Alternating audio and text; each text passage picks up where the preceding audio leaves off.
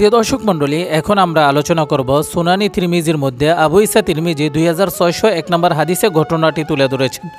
নবী করিম সাল্লাল্লাহু আলাইহি ওয়াসাল্লাম বলে, ইন্না রাজুলাইনি মিম্মা দাখালান নার ইশতাদ্দা সিয়াহুকুমা, নিশ্চয় দুই ব্যক্তিকে আল্লাহ সুবহানাহু ওয়া তাআলা জাহান্নামে নিক্ষেপ করবে। তারা জাহান্নামের আগুনে এত পরিমাণ কষ্ট অনুভব হবে তাদের চিৎকার বেরিয়ে চলবে।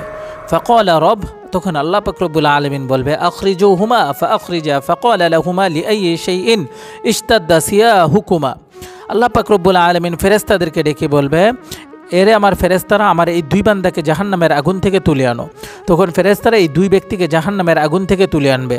তখন আল্লাহ পাক রব্বুল আলামিন এই দুই ব্যক্তিকে বলবে, তোমরা জাহান্নামে এত কেন চিৎকার করতেছো? তোমাদের চিৎকারের আওয়াজ দিন দিন বেড়েই চলছে, কারণ কি?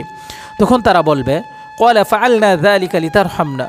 তারা বলবে, আল্লাহ, আমরা এই কারণে চিৎকার করতেছিলাম আপনি আমাদের প্রতি একটু দয়াশীল হন, আমাদের প্রতি একটু মায়াশীল হন। তারা বলবে, আল্লাহ, আমরা চিৎকার করতেছি, আমাদের চিৎকারের আওয়াজ যদি আপনার কানে যায়, যদি চিৎকারের কথা আপনি শুনি, আমাদের প্রতি একটু দয়া করেন, কারণ আমরা জাহান্নামের ভয়ঙ্কর আগুনের যন্ত্রণা আমরা সহ্য করতে পারতেছি না, এজন্য আমরা চিৎকার করতেছি। তখন তাদের কথা শুনে আল্লাহ পাক রব্বুল আলামিন বলবে, ক্বালা রহমাতি, আমার রহমত, লাকুমা আন তালতাকিয়া ফাতালতাকিয়ান ইনফুসাকুমা হাইসুকুমা মিন্নার।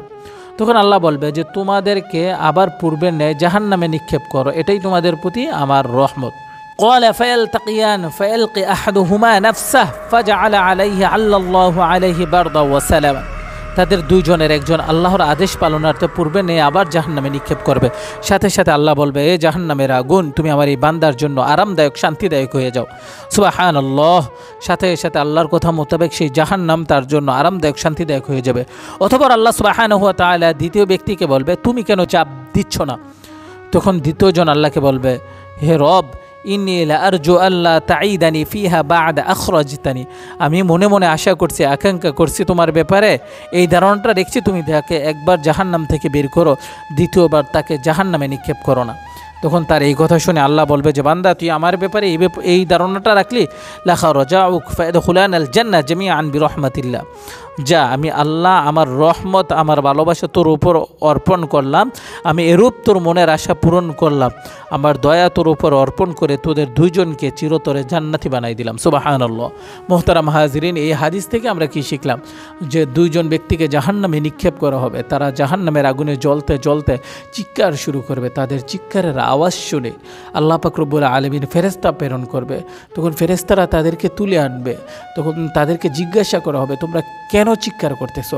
তখন তারা বলবে, আল্লাহ, আপনার রহমত চাই, দয়া চাই, কারণ এই ভয়ঙ্কর জাহান্নামের আগুন আমরা সইতে পারতেছি না।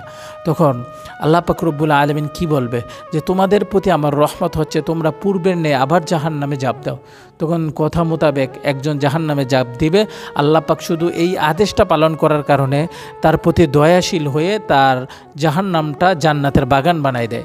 এবং দ্বিতীয় ব্যক্তি আল্লাহর ব্যাপারে এই ধারণাটা রাখে, আল্লাহ, তুমি যাকে একবার জাহান্নাম থেকে মুক্তি দাও তাকে আর দ্বিতীয়বার জাহান্নামে দাও না। শুধু এই ধারণাটা রাখার কারণে আল্লাহ তার উপর তার রহমত অর্পণ করে তাকেও জান্নাতি বানায় দেয়। সুবহানাল্লাহ।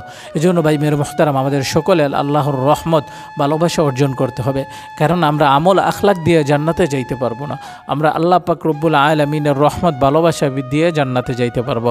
আল্লাহ সুবহানাহু ওয়া তাআলা আমাদের সকলকে তার রহমত ভালোবাসা অর্জন করার তৌফিক দান করুক। আমিন।